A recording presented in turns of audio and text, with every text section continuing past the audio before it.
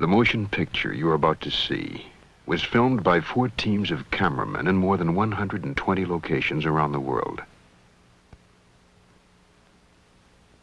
Scientists representing more than 40 museums and research centers took part in the explorations. There are no actors in the film. Every location is real. The facts that will be presented are true. This may be the most startling and controversial film you'll ever see.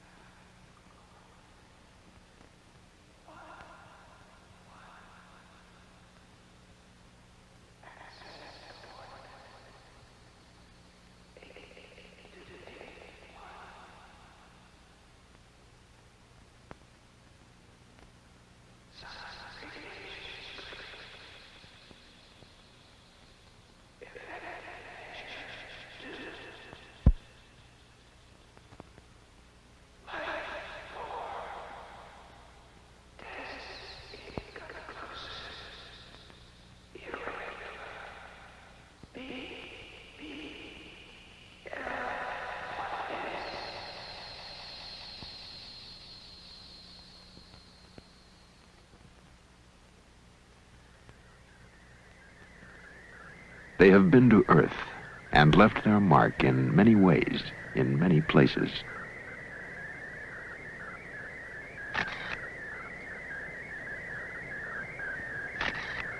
Figures etched on the plain of Nazca tell a story of explorers from outer space. The secret of the story has been learned. The visitors have been here. They have been described in many ways by many men, from primitive drawings to detailed histories, since the beginning of man's stay on Earth until this day. In the Andean mountains of South America, on the deserts of Egypt, in the temples of India, on islands in the Caribbean, the evidence is clear.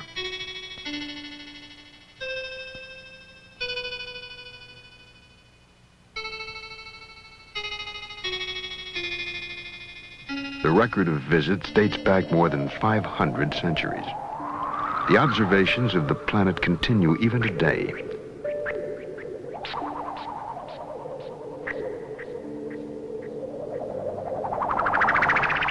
Monuments to the visitors that were created thousands of years ago have been found. They are tributes to the gifts brought from outer space.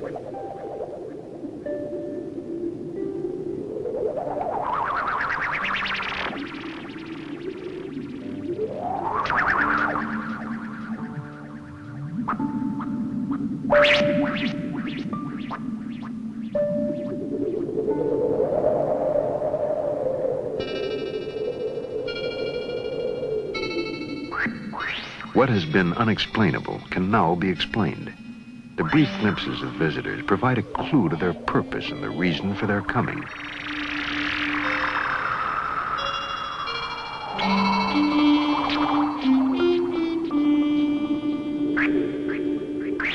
Every law of probability proves that other life exists in the universe. It is now possible to understand how life could have been transported to Earth from some distant planet. It is now possible to understand how we are connected to outer space.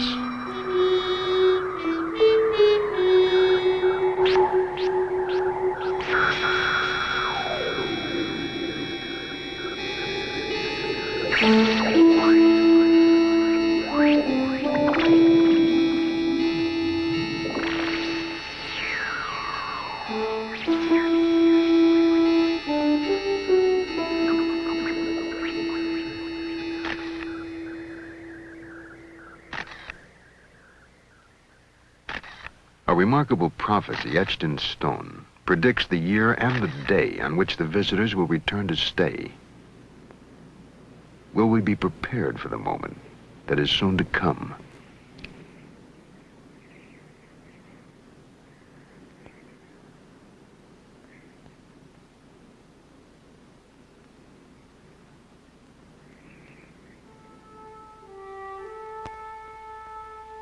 To travel successfully in deep space, man would have to hold the secret of his most precious dream, immortality.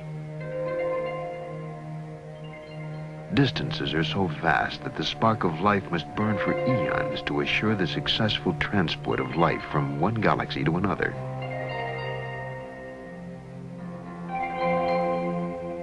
In ancient crypts, it is possible to find suggestions that the secret was known, that a process of sustaining life was once available on Earth. X-rays of mummies, thousands of years old, indicate that they were encased at very young ages. Most were no more than 20 years old.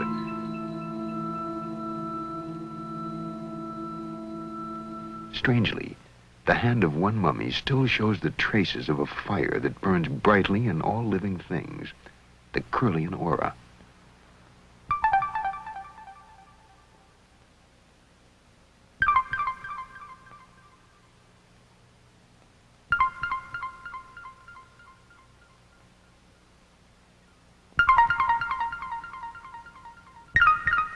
You are witnessing the strange, as yet unexplained event called the Kirlian effect. Its presence has been suspected for years. Only recently could the living spark be photographed.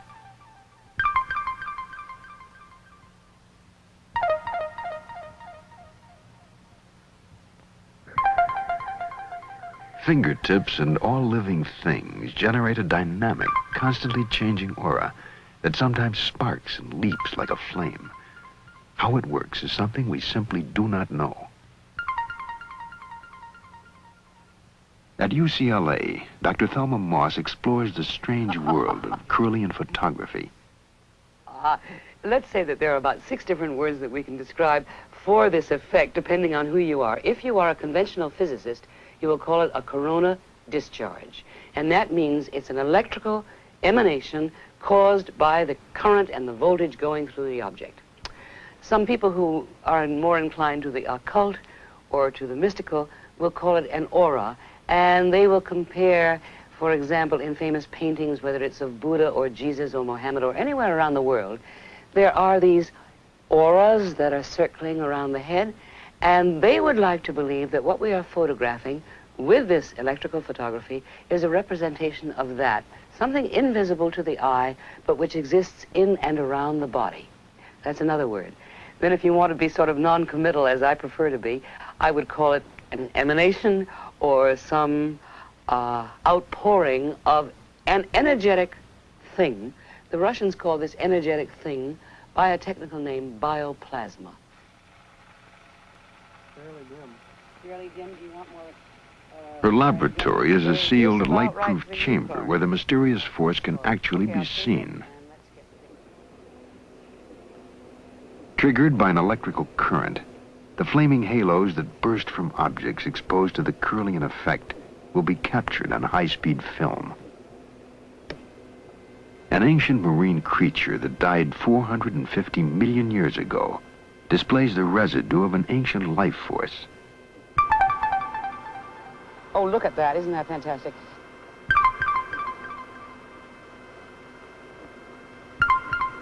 What do you think that was?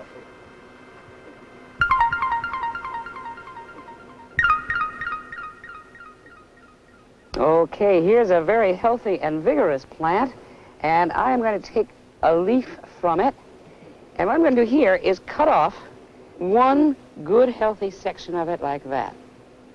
And when I do, I'm going to place it on the glass electrode here so that you can see very clearly where the leaf has been cut. Is that good for you, Clark, for framing? Okay.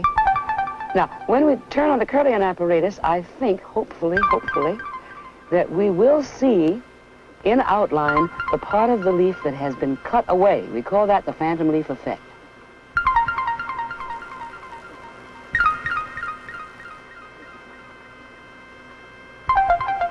And after a moment, it is there, the aura of the full leaf.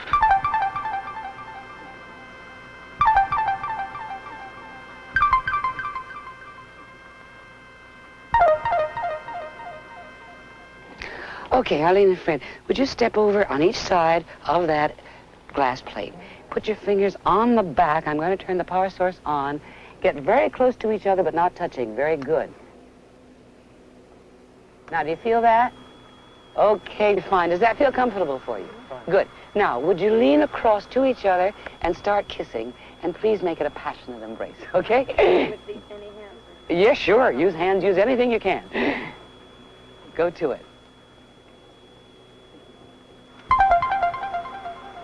Fine. I think you can work up a little more enthusiasm. It looks to me as though maybe Arlene is having a little more fun than Fred. Can you get more into it, Fred?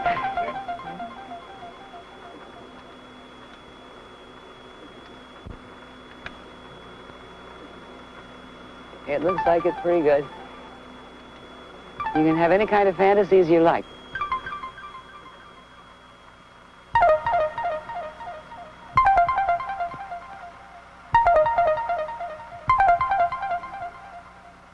The life force responds to an emotional experience. Okay, that looks just fine. What is it we're looking at in Curlian photography? And up to this moment in time, nobody knows. Whatever is seen in Curlian is seemingly immortal and possibly universal.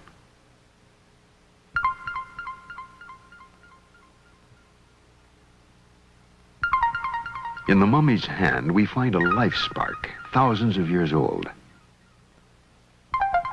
The mummification techniques developed by the Egyptians preserved the bodies of their royal dead for more than 4,000 years. But even that is but an eye blink of time when immortality is considered. Every so often, a hint that immortality is possible is reluctantly given by nature. Recently, at the bottom of the Earth, an international team of scientists plunged their drills deep beneath the surface of the Antarctic continent. The goal was to probe the geologic history of Antarctica.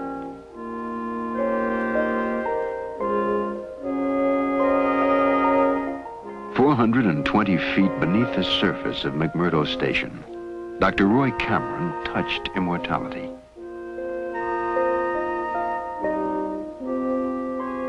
In a pinch of earth from the Antarctic depths, Dr. Cameron has found what is unquestionably the oldest living thing ever to inhabit the Earth.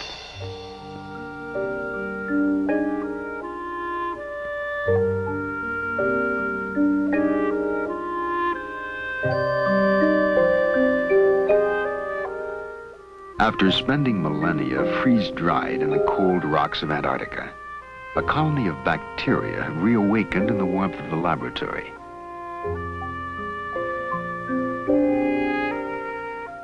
The rocks from which they have come may be as much as 1 million years old. The ancient bacteria, never before seen by man, are once again growing and reproducing, 1 million years after they first came into existence. Immortality is possible.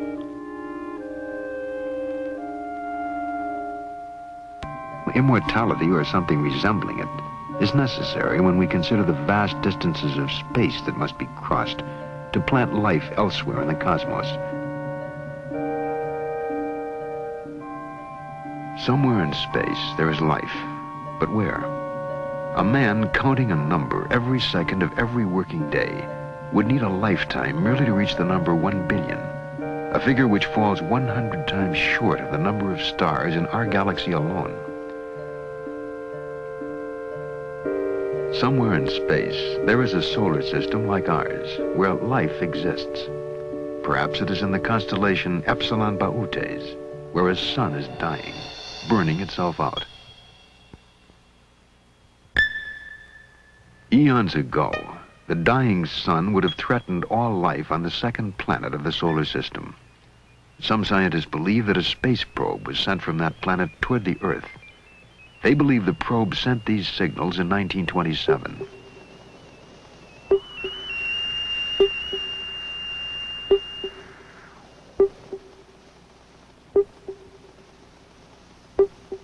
Duncan Lunan of the British Interplanetary Society has interpreted the signals as a message from the space probe, a message from a dying planet in Epsilon Bautes.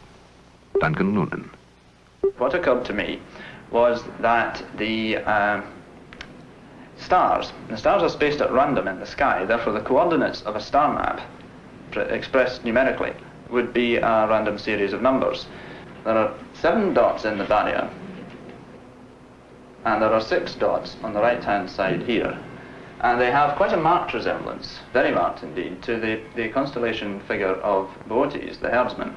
These short lines of intense, rapidly repeated echoes appear to be of the nature of clues, as it were, to the interpretation of the panel. It's like these sort of children's puzzles where you join up the dots and you make a shape, so that you could sort of take it like this. It starts here.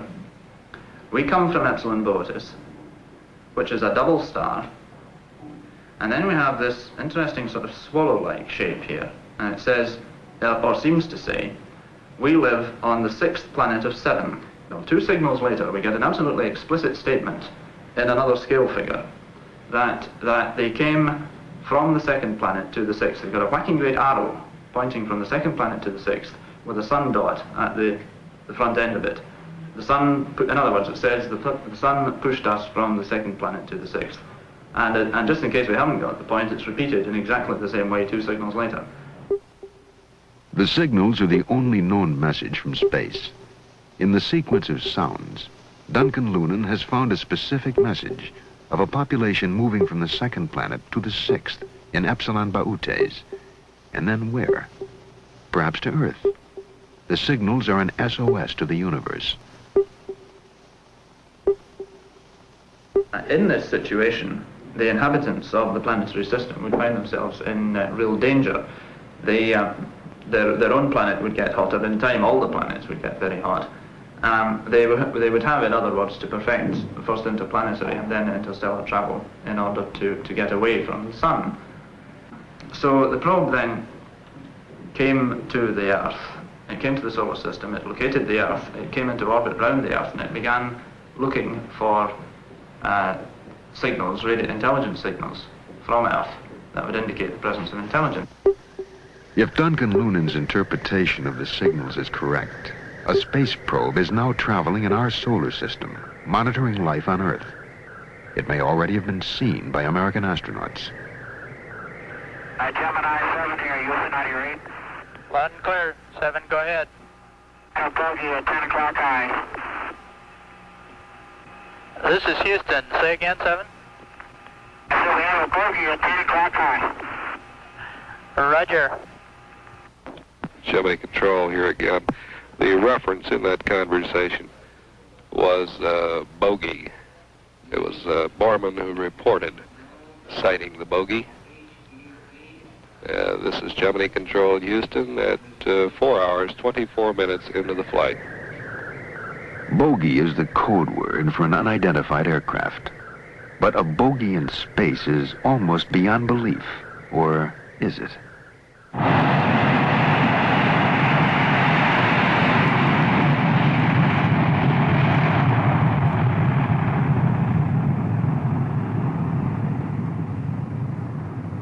During peak hours, the skies over the United States are filled with as many as 100,000 aircraft. They are watched continuously by the best trained, most skilled radar operators in all the world. To them, UFOs are a daily occurrence. NORAD, the North American Defense Command, for example, reports 800 UFOs on radar every month. Most, of course, are eventually explained, but not all. Almost 400 sightings are still carried on the books as unidentified flying objects.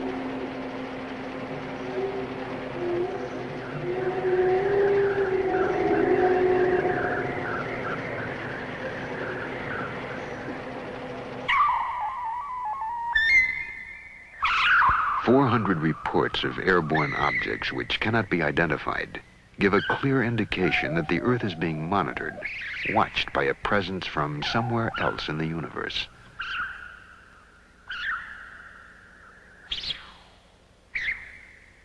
To an incoming space probe, the solar system is unknown territory that must be charted and searched for evidence of life.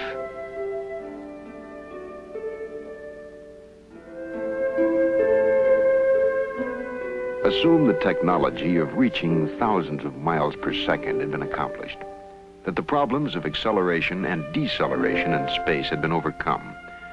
A probe would then enter the solar system from its most distant point, past Pluto, 3 billion miles from the sun, and lacking atmosphere, past Neptune and Uranus, too heavily laden with hydrogen and methane to support life, to ring Saturn, awesome, beautiful, protected by a band of asteroids, but with an atmosphere of helium, hydrogen, methane, and ammonia. Verdict, no life.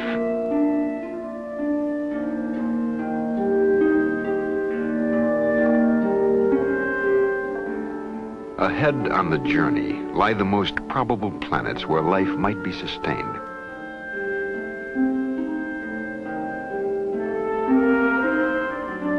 Banded Jupiter. Atmosphere, hydrogen, helium, methane, ammonia. No life.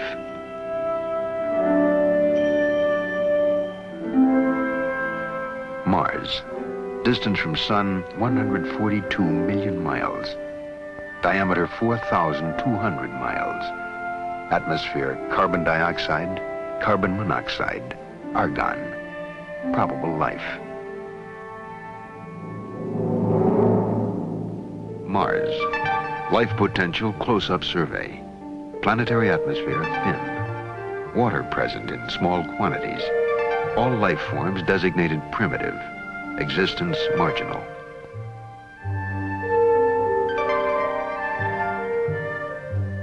No life form on Mars is capable of sending electronic signals into space.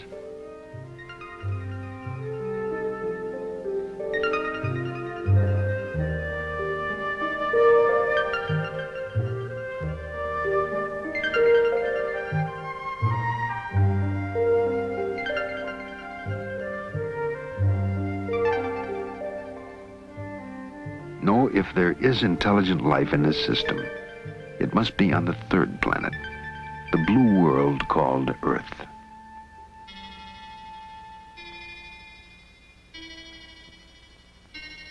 The moon is a perfect vantage point from which to study the Earth. Only 250,000 miles away, the explorers could keep a close watch on the blue planet. The moon is now familiar territory after 6 successful manned landings. But our detailed knowledge is limited to 6 specific locations. Each has told us something new, something we did not know before. The moon is different from the Earth, and clearly was not torn from it, as many scientists once thought.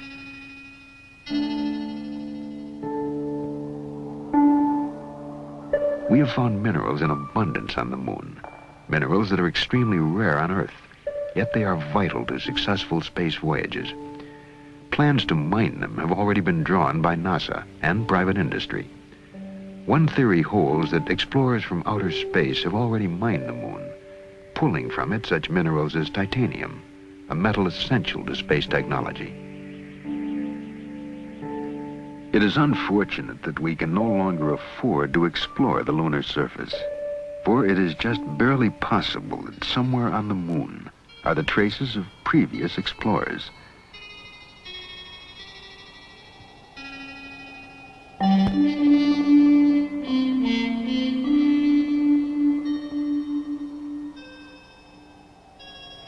If travelers from outer space were seeking an exploitable planet in our solar system, the moon would become the jumping-off point for their explorations. There are those who believe it has already happened. Duncan Lunan. It's possible that in the course of our history in the last 13,000 years that ships from Epsilon Botis have come here, have conducted survey missions, possibly even had small settlements established here for a time and pulled out again. We have evidence that a landing was made in the Andes near a lake called Titicaca. From the shore, the outline of Titicaca has no pattern. Only when viewed from space does it take on the shape of a jaguar about to pounce. In the ancient language of the region, Titicaca means stone of the jaguar. Was it named by arriving space colonists?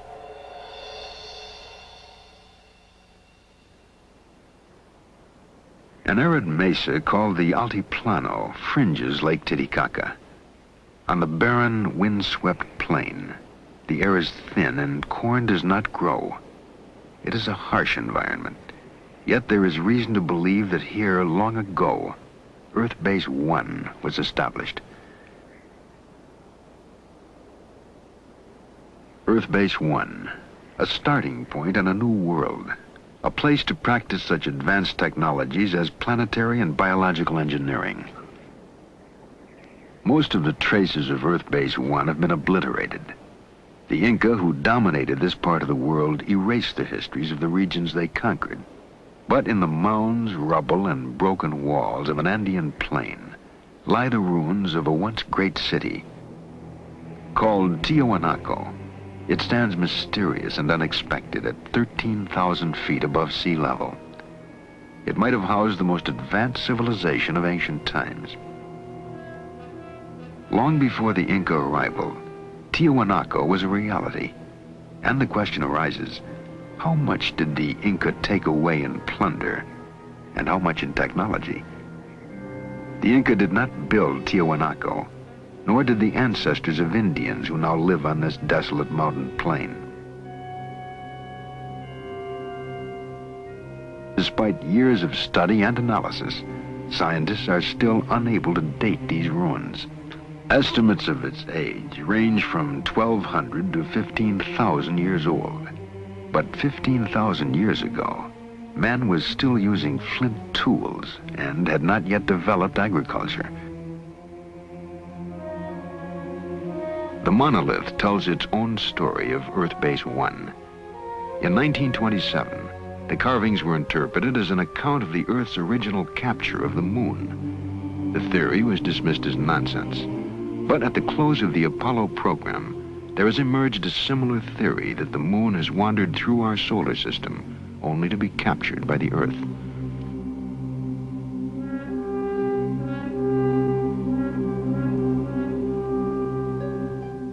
Of all the mysteries at Tiahuanaco, none looms quite as large as a monolithic archway called the Gate of the Sun. Cut from a single block of andesite, it weighs at least tons.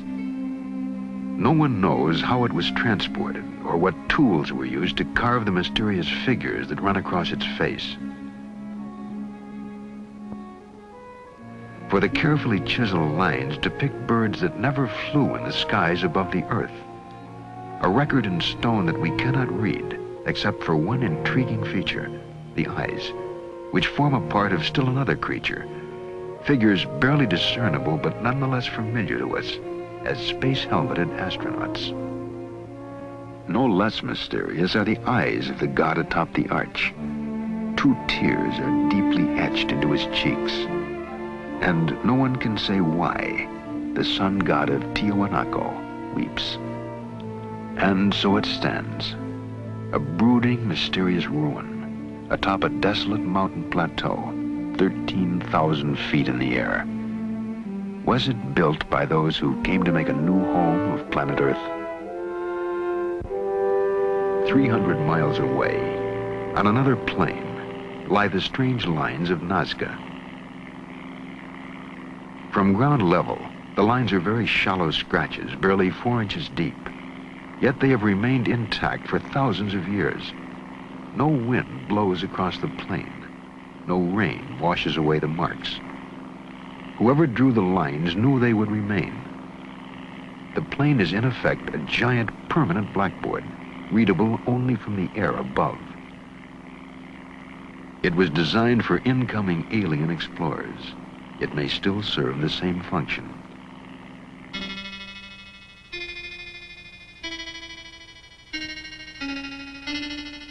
April 15th, 1966. A television cameraman filming a commercial in a helicopter saw and filmed something that has still not been explained.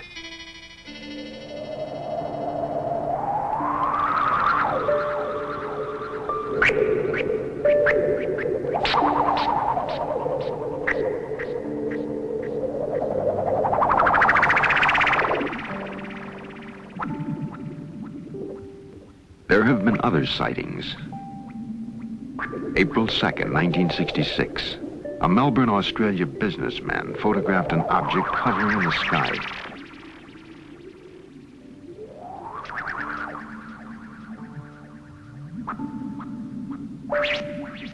April 18th, 1965. A small metallic object buzzed the ground south of Albuquerque, New Mexico.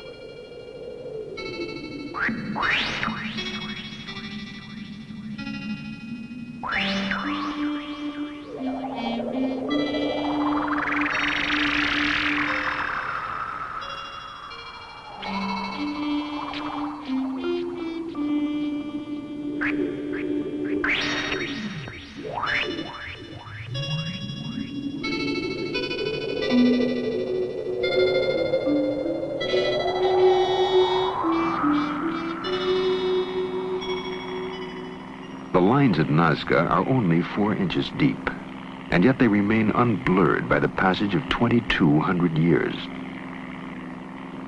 Nazca serves as a critical link between Earth and outer space. The lines are a route map pinpointing sites of mystery all over the world.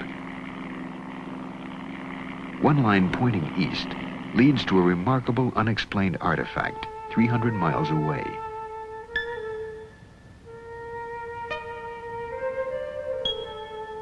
Someone built Sacsayhuaman, a megalithic fortress in the Andes. Who and why is a mystery.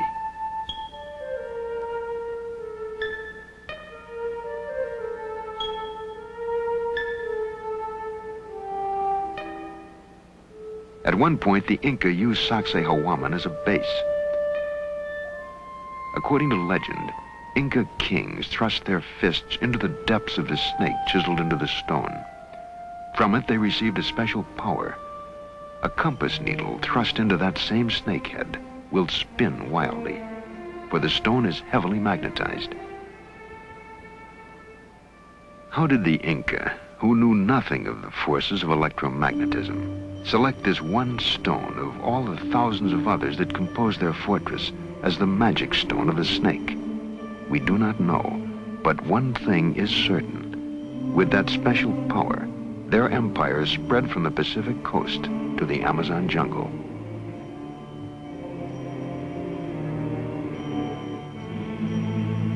The Inca knew nothing of the wheel, and yet their roads are still in use today. They had no alphabet, yet we are asked to believe they developed an engineering technology that built structures such as this. Or did they? Were they creators or inheritors of a civilization transplanted to the Andes from somewhere else?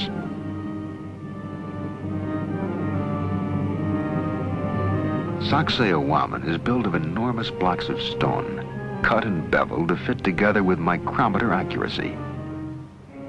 No one has even a clue as to how these blocks, some weighing more than 100 tons, were quarried, shaped, transported, and set into place.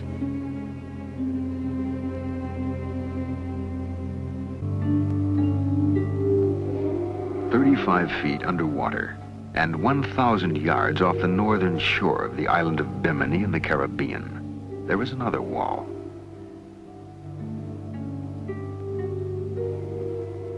There is absolutely no indication of who might have built it, but the huge blocks bear a striking resemblance to the masonry of the Incas. Some scientists claim it is a natural formation and not a wall at all. But if ocean currents cut the stones in the sea bottom, did they also cut them at right angles to each other? The Bimini Wall is but one of many mysteries in the Caribbean region, known as the Bermuda Triangle. Here, ships and planes vanish under circumstances that defy all logical explanation.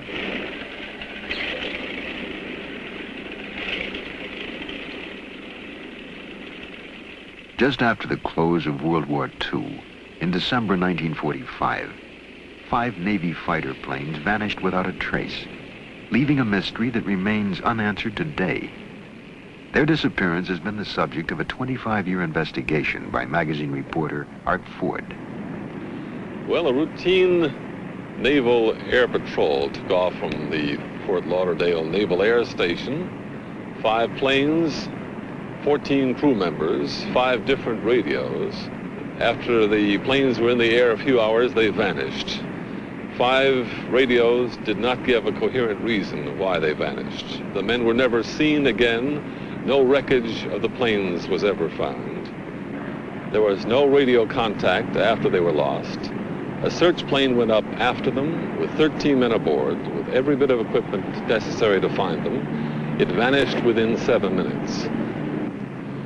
Particularly significant in the case of the missing planes was the radio transmission report that remains in the record in the archives in Washington. Lieutenant Robert F. Cox was flying out to try to find Flight 19. He said on the radio, "What is your present altitude? I will fly south to meet you." And Taylor, who commanded Flight 19, replied, "Don't come after me." He was warning his fellow flyers who were trying to rescue the plane, which they thought was lost, and he said, "They look like they're from outer space. Don't come after me."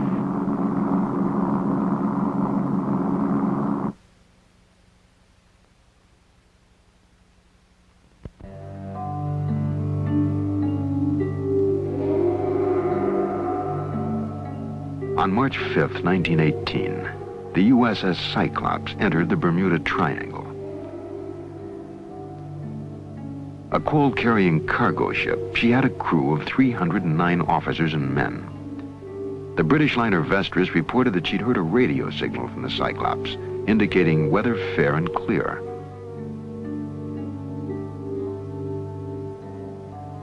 The Cyclops was never seen or heard from again.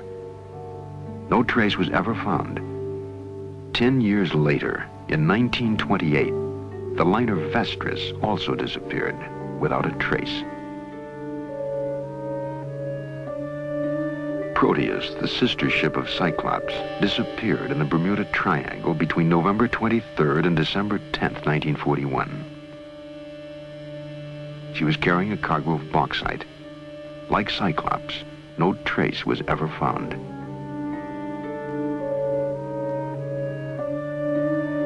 January 8th, 1962, an Air Force KB-50 air tanker disappeared in clear weather.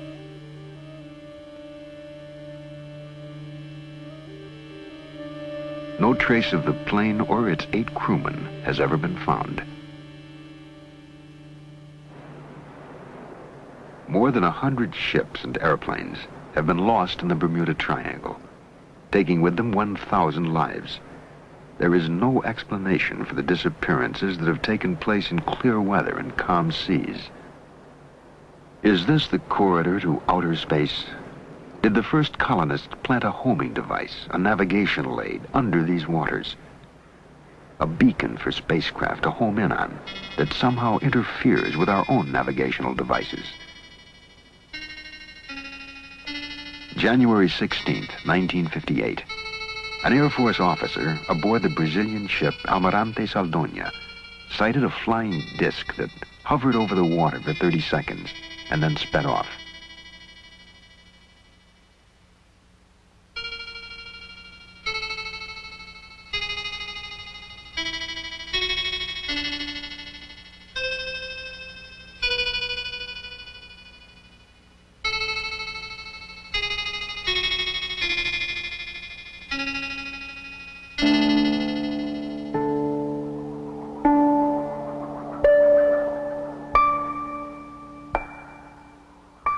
January 13th, 1967.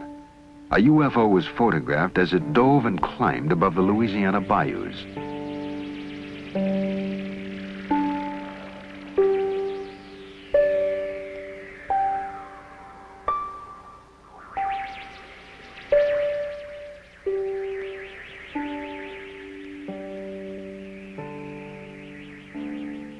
Were these and other UFOs homing in on the Triangle Beacon?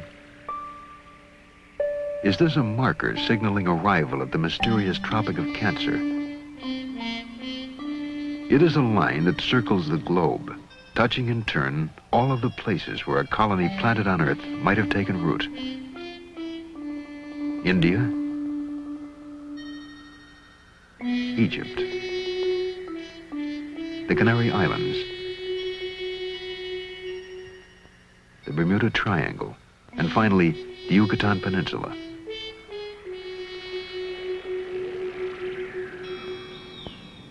The deep jungles of Central America make an ideal hiding place for a colony cut off from its home planet.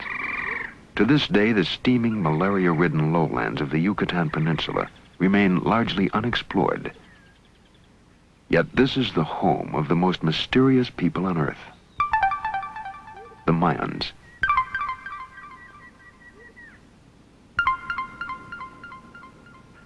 We are asked to believe that the Mayans were simple farmers, but no logical reason exists for them to have planted crops on the most difficult of all land.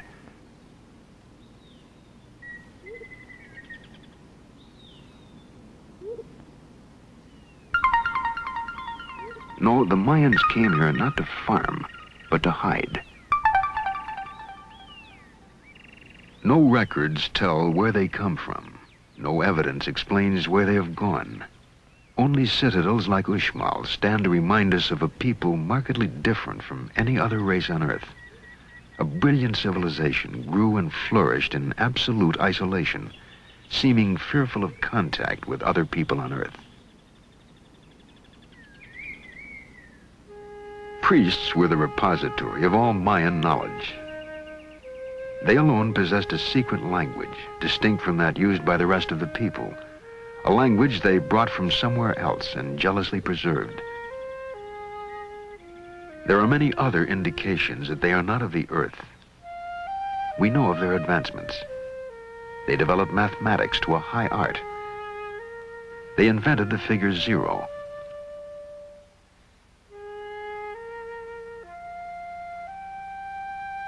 They developed a calendar so exact, our modern astronomical devices have improved upon it by only 17 seconds out of an entire year.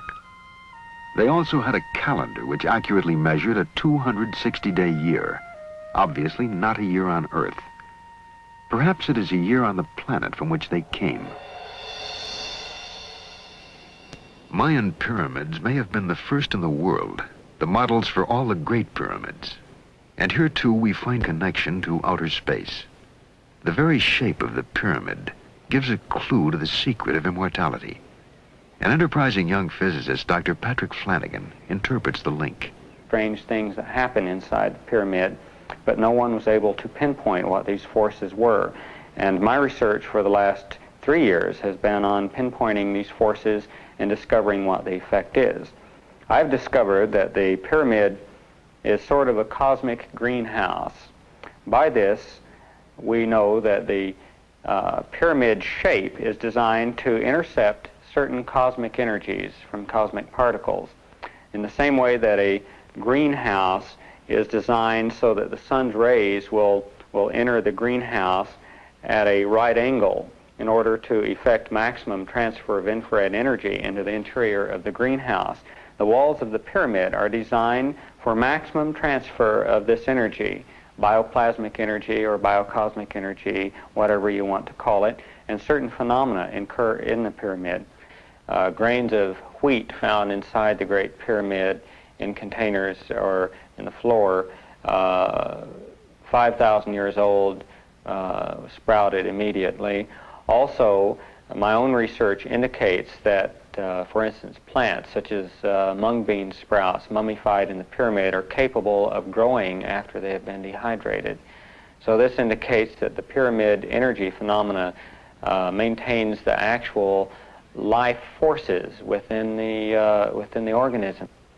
Beyond the possibility of immortality inherent in the pyramids of the Maya, it is possible that they inspired the sudden, unexplainable leaps made by other ancient civilizations. They may have shared their highly advanced knowledge of astronomy with others, for example, the Babylonians. We have found cuneiform tablets that mark the phases of Venus, the 4 moons of Jupiter, and the satellites of Saturn. None of these bodies or events can be seen without a telescope, a device invented 3,000 years after the tablets were carved. The knowledge must have come from outer space.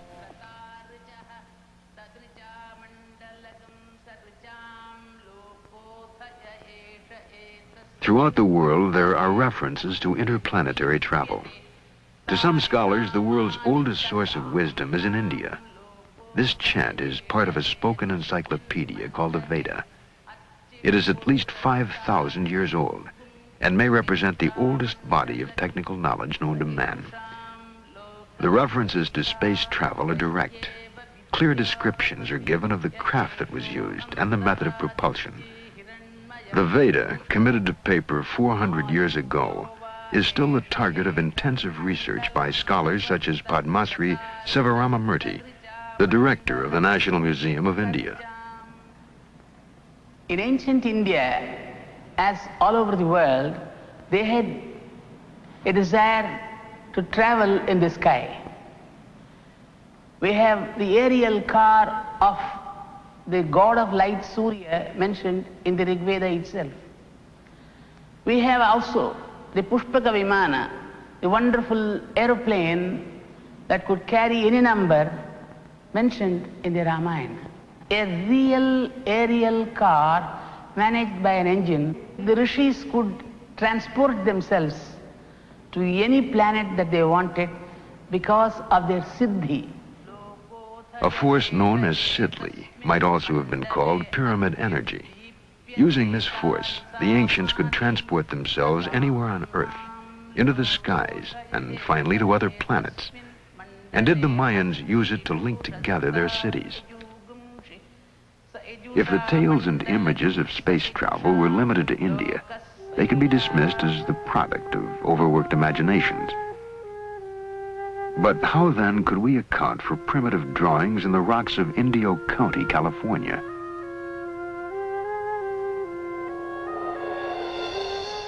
In the 20th century, we accept the existence of spacecraft. What event could possibly have inspired this 14,000-year-old drawing of a spaceship landing on the Earth? On a rocky plain in the Andes called Toro Muerto, hundreds of petroglyphs depict the same scene.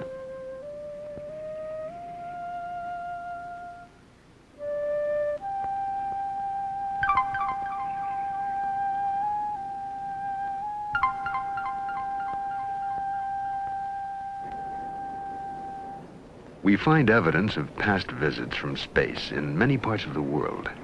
The 2,200-year-old Dead Sea Scrolls found in the caves of Qumran bring us closer to the original Bible than any other source and contain clear references to the Holy Ones descending from the heavens. While biblical scholars study the scrolls for their theological implications, other scientists have looked to the Bible for evidence of extraterrestrial visits. An aerospace engineer at NASA's Marshall Space Flight Center, Joseph Blumrich, has found in the visions of Ezekiel a technical description of a spaceship. The prophet Ezekiel describes 4 encounters with spaceships.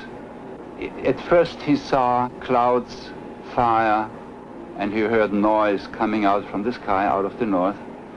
And as the vehicle approached, apparently it came rather quite in his direction, he observed what he calls living creatures. What Ezekiel calls the living creatures had straight legs and round feet, or calf's feet sometimes they're called. And it was the description of these landing legs that made me take the book of Ezekiel serious from an engineering point of view.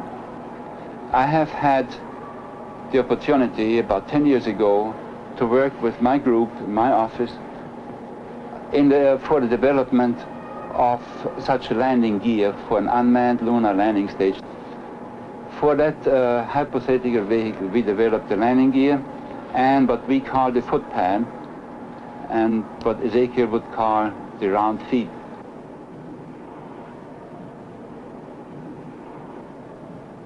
Translating Ezekiel into engineering terms, Mr. Blumrich had these artist sketches made of a landing vehicle supported by 4 helicopter units.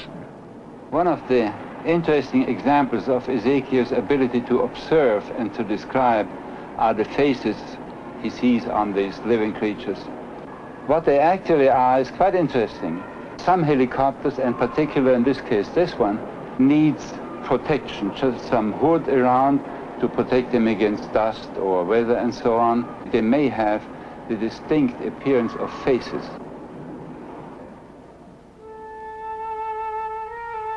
The faces found in the metalwork of spacecraft may have been the figures reported by Ezekiel. The biblical tale is hardly an isolated example. Are ancient figures with spacesuit-like costumes the record of beings actually encountered? And where do the Indians of Colombia find models for these golden helmeted figures sculpted more than 1,000 years ago?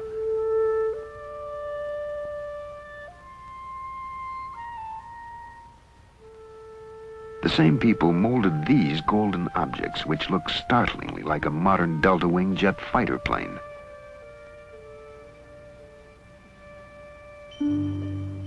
Could flight have played a role in the construction of this rocky fortress in Peru? Called Ollantaytambo, it spans a pass through the mountains that link the jungle with the sea.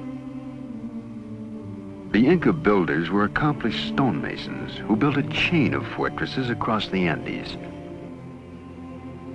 But nowhere is there an explanation for the technology used to carry enormous pink slabs, each one more than 60 tons, from this mountain where they were quarried, and then 10,000 feet up the face of Ollantaytambo. What else but flight could account for raising the stones to the mountaintop?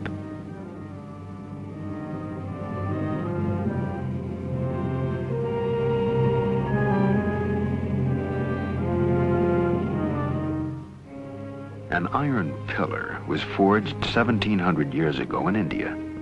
It confounds the laws of metallurgy. Too large to have been forged in one piece so long ago, it is rust-free after 1,700 years. The bead is turquoise, another extremely hard gemstone. It is 1,700 years old and was probably part of a necklace or bracelet. The hole in each bead has a diameter of 0.19 millimeters. Even today, we can barely drill holes that small. The strangely knotted strings are called quipu. No one today can read them. But when the Spaniards first came to Peru, the Inca kings would call upon their rememberers who would consult the quipu and account for every kernel of corn and man, woman, and child in the empire.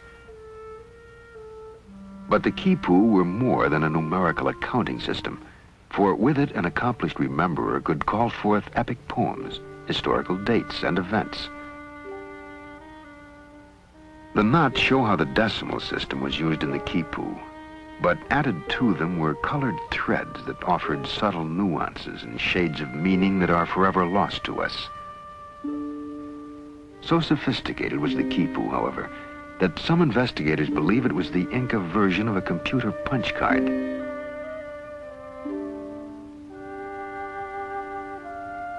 An enormous crystal was placed in a Mochica grave more than 1,500 years ago. It is among the hardest of all minerals, yet it was cut, polished, and shaped by a technology that theoretically could not have existed at that time.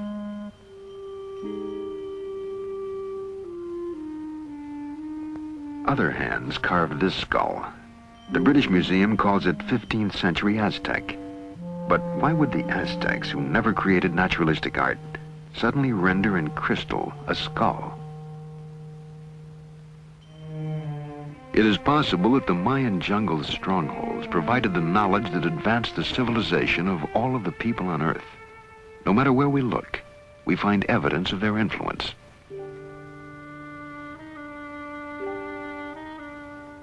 How else can we explain a 700-year-old transplant of a rust-free iron tooth? Found in a Peruvian grave, it seemingly is as functional as any modern dental prosthesis. Other graves yield the suggestion that the ancient Peruvians were accomplished neurosurgeons. At the Cuzco Archaeological Museum, Dr. Fernando Caballesas, professor of neurosurgery at the University of San Marco, demonstrates. These skulls here are just a very small sample of the tremendous amount of skulls that were found in the graves of the ancient Peruvians. I think that all in all, we have studied more than 10,000 skulls that have been unearthed. Now, these are some of the instruments that they used. This is called the tumi knife, which was used this way just to open the scalp.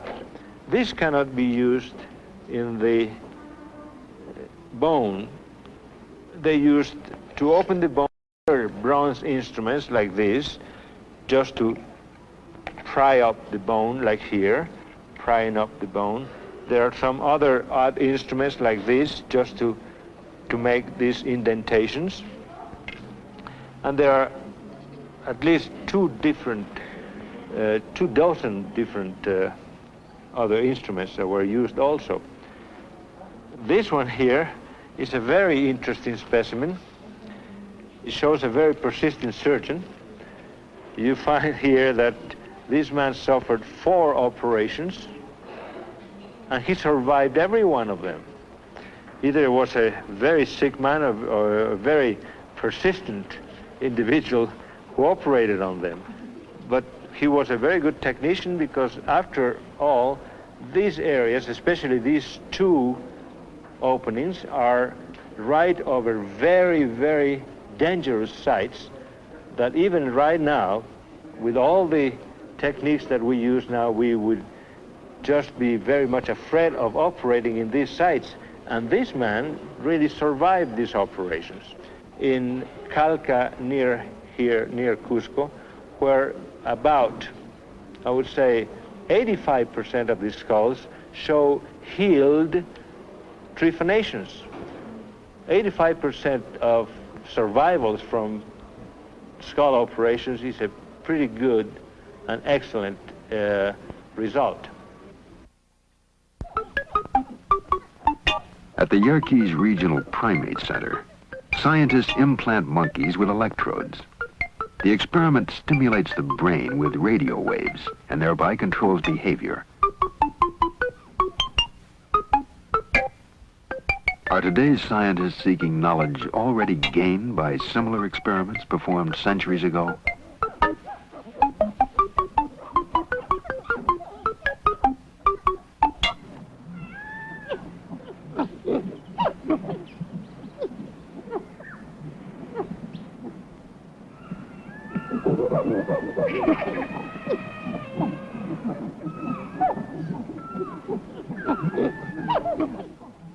The monkey house of any zoo provides us with a great deal of fun.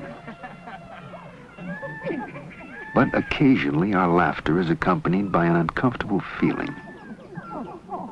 We're not too different from the apes. With them we share common blood groups, a similar anatomy, and perhaps 1 billion or more years ago, a common ancestor.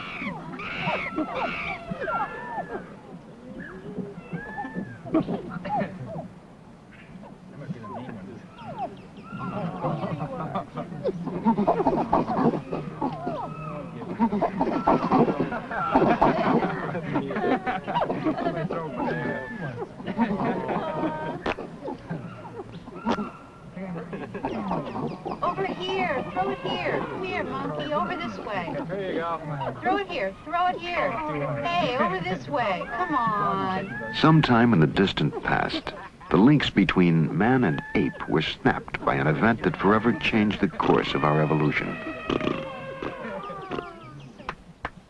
But no one knows exactly what took place.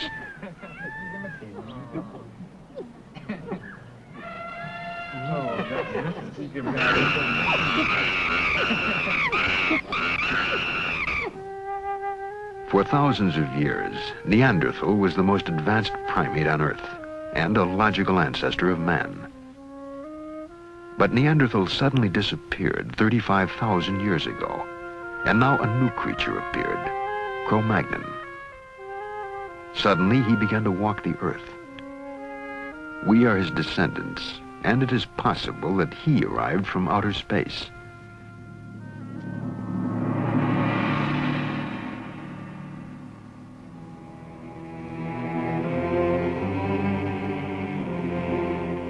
Could evidence of Cro-Magnon's arrival be found at Tiwanaku at Earth Base 1? On the walls are heads, giving to an ancient temple the same feeling as a modern-day anthropological museum.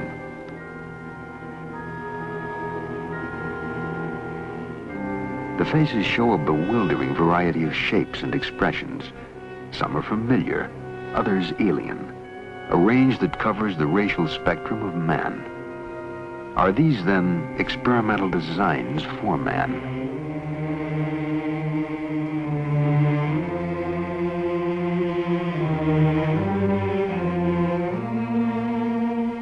How could life have been transported to Earth from outer space?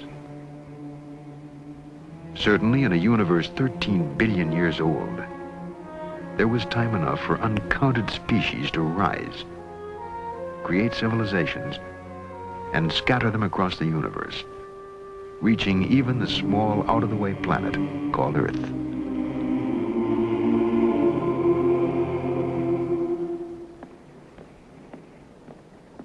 Dr. Leslie Orgel is a biologist at the Salk Institute in California.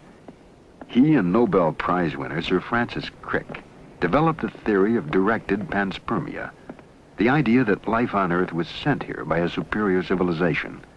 Dr. Orgel. In the 19th century, there were two theories about how life could have got to the Earth from outside. One theory, which was due to Lord Kelvin in England, said that life arrived as a spore carried on a meteorite. And the other theory, which was popularized by Arrhenius in Sweden, suggested that a spore could have been blown directly from a planet on another solar system all the way to the Earth. Now, in the last 10 or 20 years, it's become more and more clear that these theories just won't work, that a spore coming from outer space would be destroyed by radiation long before it got here, and a meteorite probably could never escape from another solar system. Now, directed panspermia is a sort of last attempt to resurrect the theory that life could have come here from elsewhere, and the notion is that maybe life was deliberately sent here by a technological society on some other planet, probably in our own galaxy.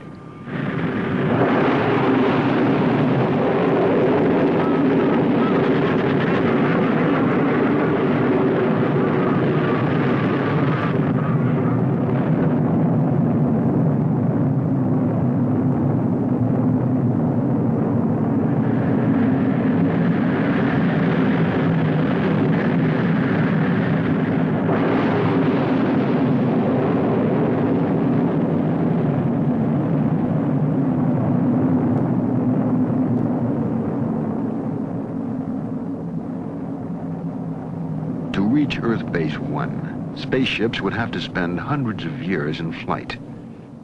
To transport and sustain life over such an extended time, space-traveling civilization would have to ship an entire colony of men across a galaxy in suspended animation. Did it happen in the past? Was this the secret of early space travelers? We now know how it might have been done.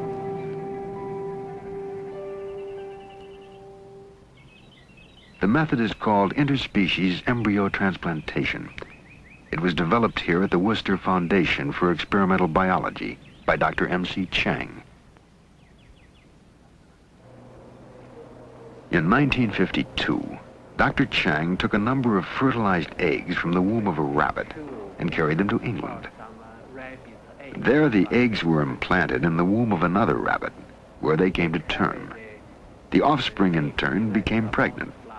Their fertilized eggs were then taken from England and implanted in the Worcester rabbits. The Worcester colony is now composed of the descendants of that first embryo implantation.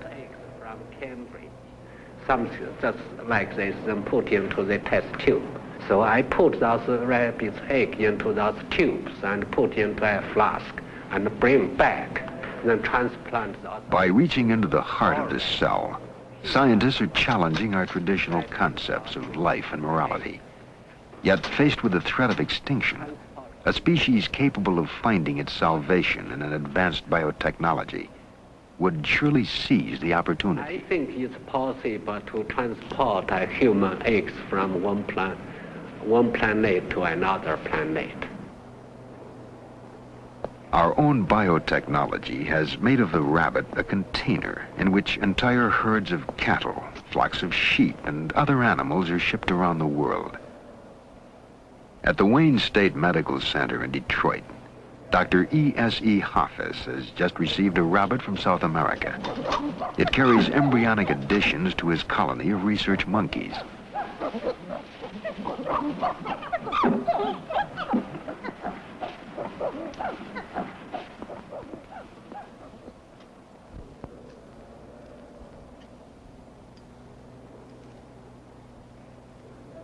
The idea of embryo transfer is to obtain large number of embryos from one species and ship them to another part of the world in an easy species like the rabbit. Now, we have a rabbit here, and we'll have 200 embryos of monkeys in them, in this one rabbit. The first step of this is how to collect the embryo. This requires surgery.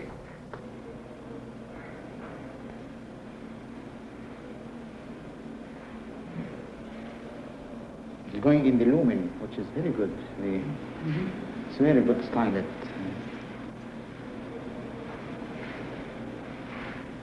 Then examination of the embryo under the microscope.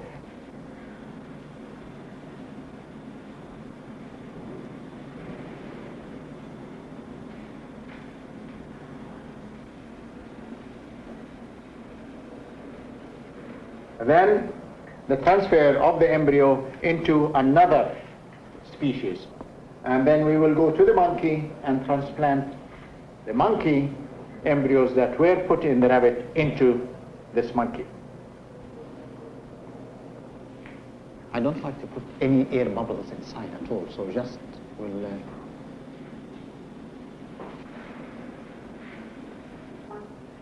And I think this is ready to go to the colony.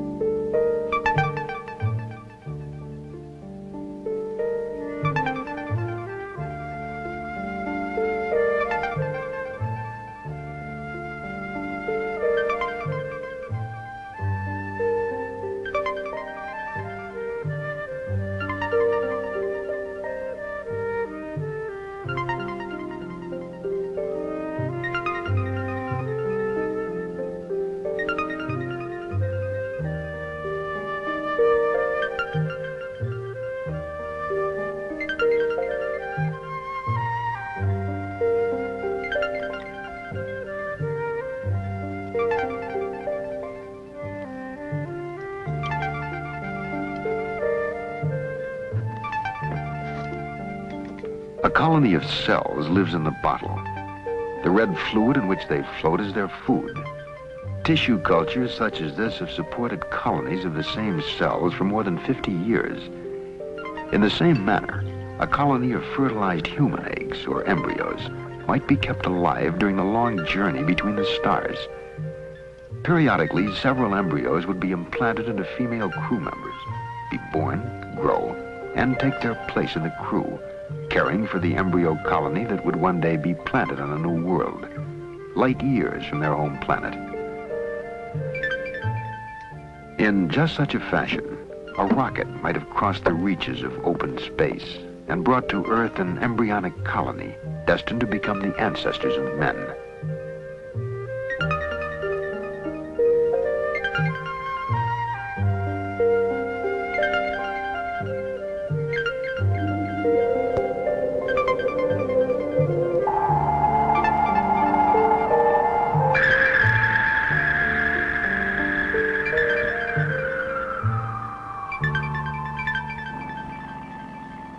ancient drawings commemorate the arrival of life on Earth. All over the world, men have cut, shaped, and gouged the Earth to create images that could only be seen from the heavens. The more we understand the progress of modern science, the more we must re-examine the accomplishments of the past.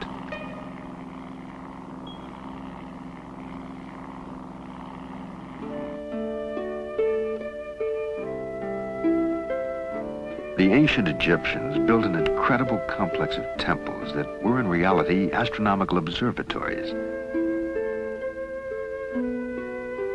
The temple of Amun-Ra, the sun god and creator, is aligned so that its axis points directly to the sun at the moment of the midwinter solstice.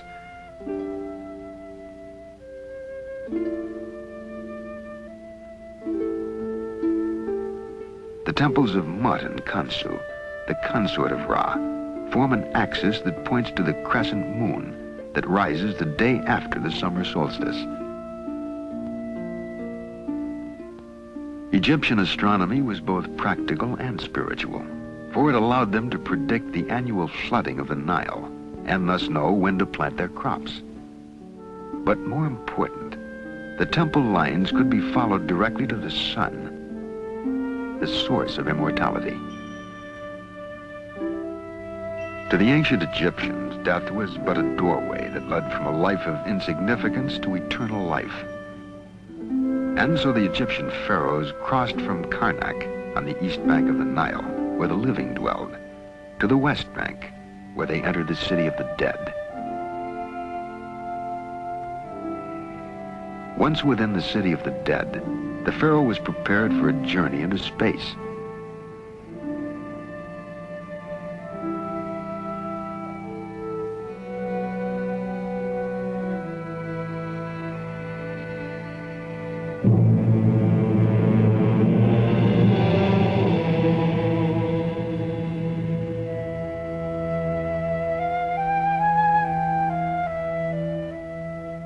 In the light of present-day knowledge, the ancient Egyptian art of mummification seems an echo of modern-day preparations for space travel.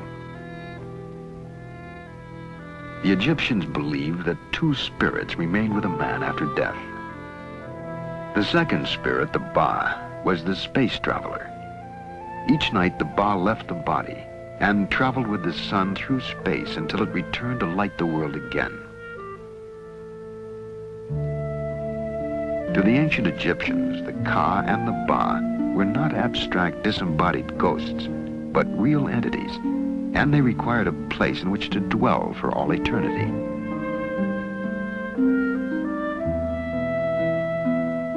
The burial tombs of the pharaohs were therefore far more elaborate and more richly decorated than any of the palaces in which they reigned during life. The death rites of the Egyptians may well have been imitations of an event they had been told of or witnessed, the preparations for a real voyage into space.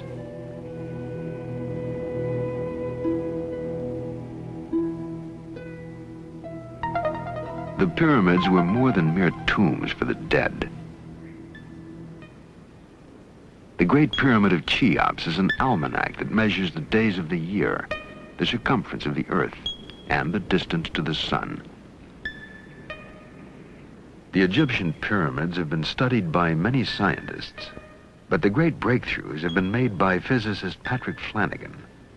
His studies have shown the peculiar function of the pyramid and its relationship to immortality. It's very possible that the Great Pyramid of Giza was constructed by a race of scientists having far superior knowledge to our own. The fact that the Great Pyramid is level over an area of 14 acres within 1/2 of an inch and is the world's most accurately aligned building to true north, and the fact that it incorporates higher mathematics in its very design, indicate that a superior race designed the Great Pyramid. Now, when we ask why, is there a possibility, for instance, that the Great Pyramid is some kind of space beacon? Well, this may be very possible that the Great Pyramid is some kind of beacon, homing beacon for spaceships. This possibility exists due to the fact that even with our most powerful radio telescopes, we have been unable to detect any kind of communications going on in outer space, and yet UFO sightings indicate that there is activity in outer space. Therefore, the UFOs must be using another form of energy to communicate by, and it's very possible that the energy phenomena associated with the pyramid is the energy used for communications by UFOs. It's very possible that pyramid energy could be used to preserve tissues over an extended period of time, such as on long space travel, or for preserving tissues for cloning purposes, for future cell regeneration. The pyramid's phenomenal ability, or the pyramid energy ability to mummify food so completely with no destruction of the tissue, indicates that it would be a very valuable natural source of preservative energy for cloning purposes, or for preserving anything, any cell structures for an extended period of time. And so for thousands of years, the mummified body tissues of the pharaohs rested near the pyramids, along with an exact record of every day spent on Earth. Detailed diaries. Why? Had Egyptian priests been told that reincarnation of a body was possible if its cells were preserved? The diary would then serve as a coded memory for a new body. Immortality would then depend on the pyramid shape, a form whose beginnings are seen at Earth Base 1.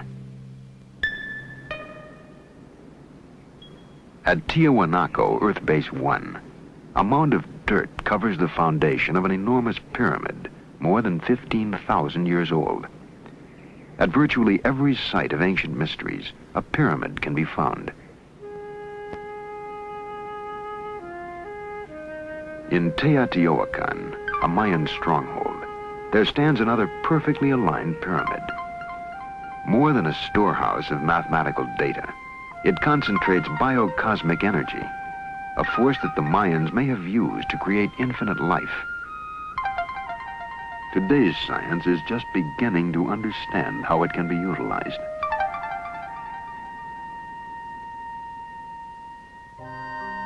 The hope of immortality is contained in a genetic message stored in the nucleus of the cell. When the cell divides, that message, coded in chemical units within the genes, is transmitted to each of the new daughter cells. So long as that message is stored within the cell, it remains alive. And so too does the possibility of immortality.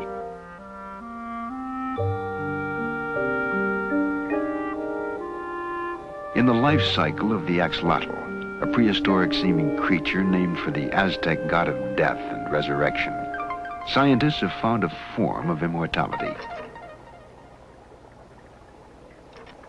At the University of Indiana, Dr. Janice Brothers uses the cells of one axolotl to create others, exact duplicates that are in every respect identical to the cell donors.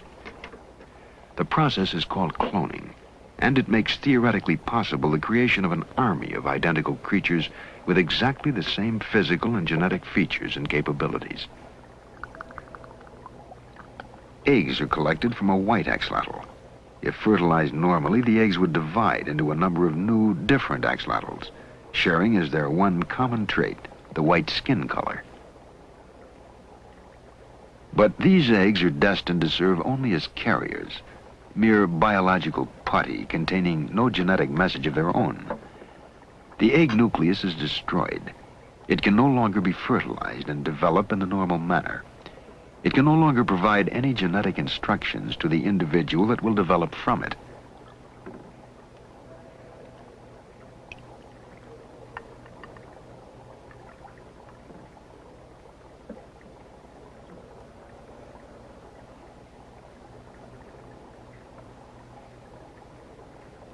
A spotted axolotl embryo becomes the cell donor.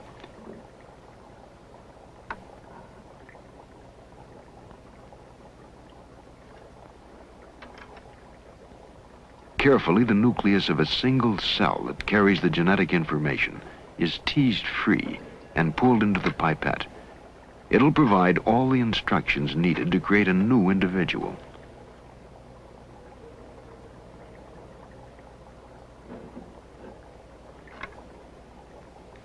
The nucleus is inserted into the unfertilized egg. One by one, cells from the same embryo can be implanted in host eggs. The results will be clones, a total replica of the creature from which the cell has been taken.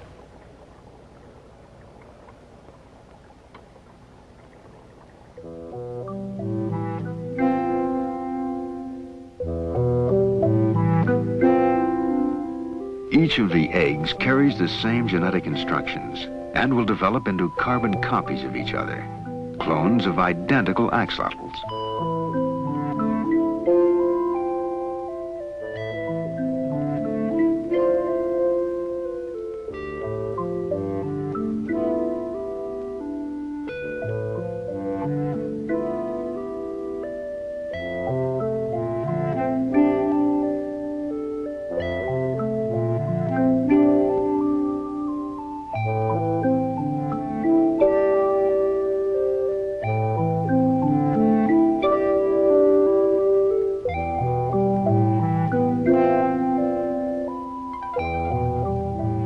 Virgin births have brought forth identical spot-by-spot copies of a single parent, a uniform set of clones.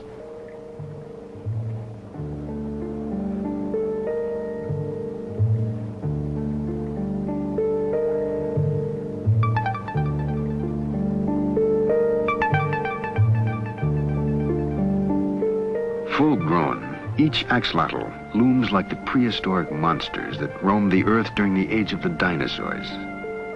But these creatures are so far removed from that time as to be of another world, for they are clones, exact copies of each other.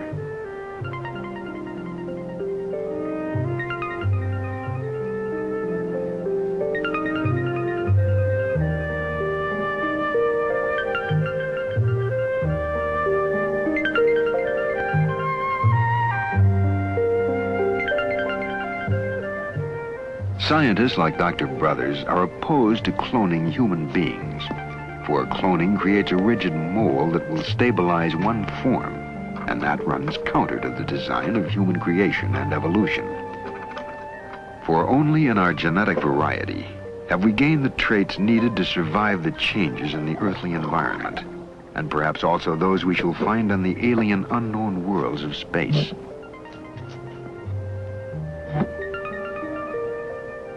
The clone is a biological wonder that may one day enable us to reproduce exact copies of animals and plants needed to perform as yet unknown tasks in an uncertain future.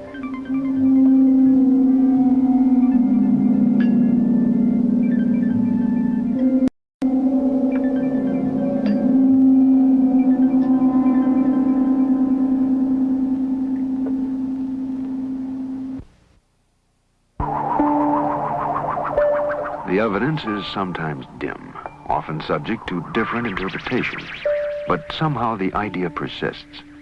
The Earth has been visited before and will be again. The question remains, how will we communicate with the visitors?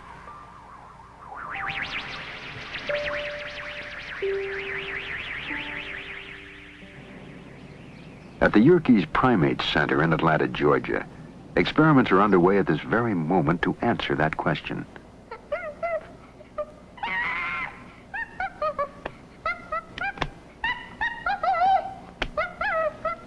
This is Lana. She lives in a plastic cage with a computer.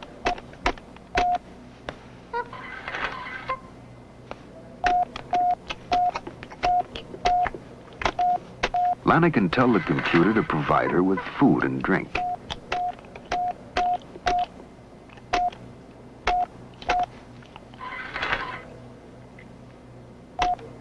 The symbols are abstract, not pictures of real objects. And by using them, Lana is in reality using language as well as any human being. To get beyond the confines of her plastic-walled world, Lana tells the computer to open the window.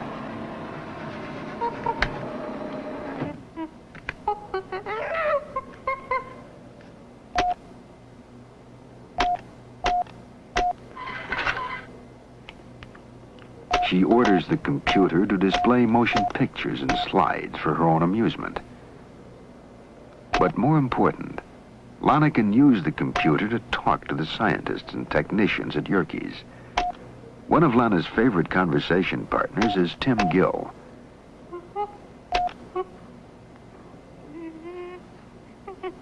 Tim has a computer panel just outside Lana's room. They talk to each other through the computer.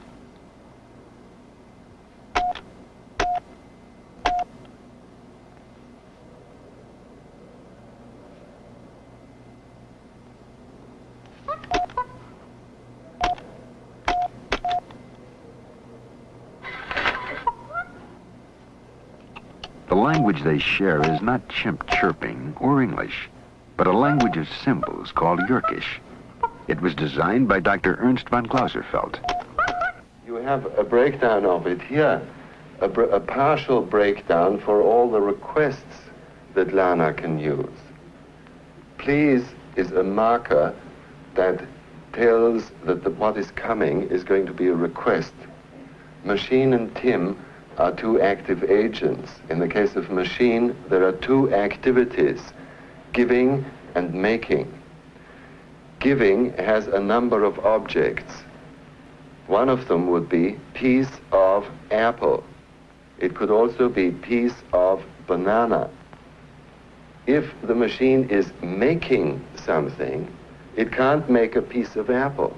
It can't make a piece of banana or an M&M. It can only make a slide, or it can make the window open.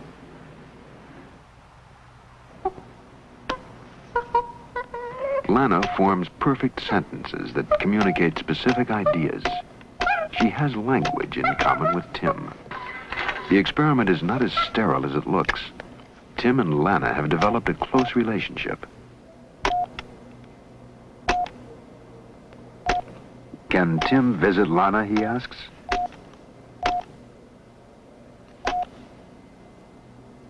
Yes.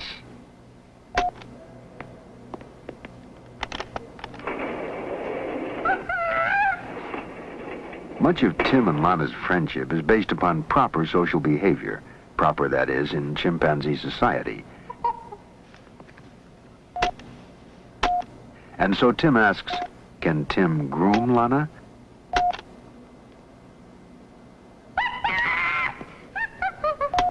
Yes.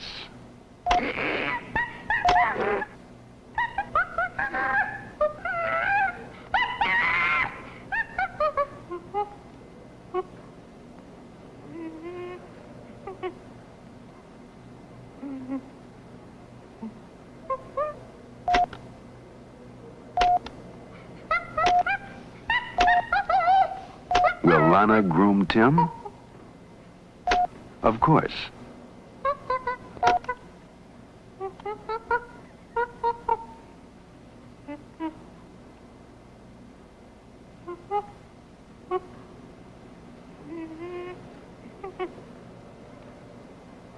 It's not yet Planet of the Apes, but Lana has demonstrated the ability to utilize man's most sophisticated tool, the computer, and his most important intellectual attainment, language. We can learn a great deal from this experiment, for anyone reaching the Earth from the deep recesses of space may occupy about the same position on the intelligence scale relative to us as we do in relation to Lana. But it also means that we have found at least one means of communicating with a totally alien species.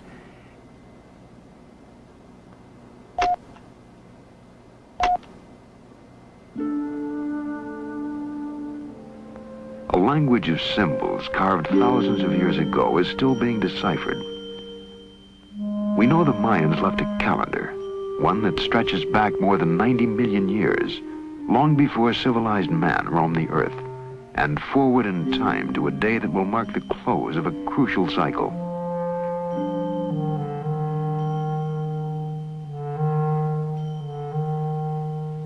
An inscription tells us that the modern period will end December 24th, 2011 AD. We may presume that they were computing the length of a space voyage and marking the exact date of return. They may return to seek the fate of the colony left on Earth. Perhaps at Uxmal they will find answers we have never been able to divine. This was one of the last bastions of Mayan society, and here a carving is found unlike any other in Mayan lore. Clearly a skull and crossed bones. According to legend, it is the death house, and nearby is another structure marked by a procession of turtles, the Mayan symbol for a long life. Did the final experiments at cloning take place here, near the Great Pyramid of Uxmal? December 24th, Christmas Eve, 2011 AD. On that day, they may return to seek the fate of the colony left on Earth. Perhaps they will settle in the jungle of Uxmal, where, according to legend, Mayan priests talk to their gods through a black, shiny, glass-like rock, an ancient description of a television receiver. We know now how they transported a colony to Earth and what they might have left behind. We have only to learn why they are coming back.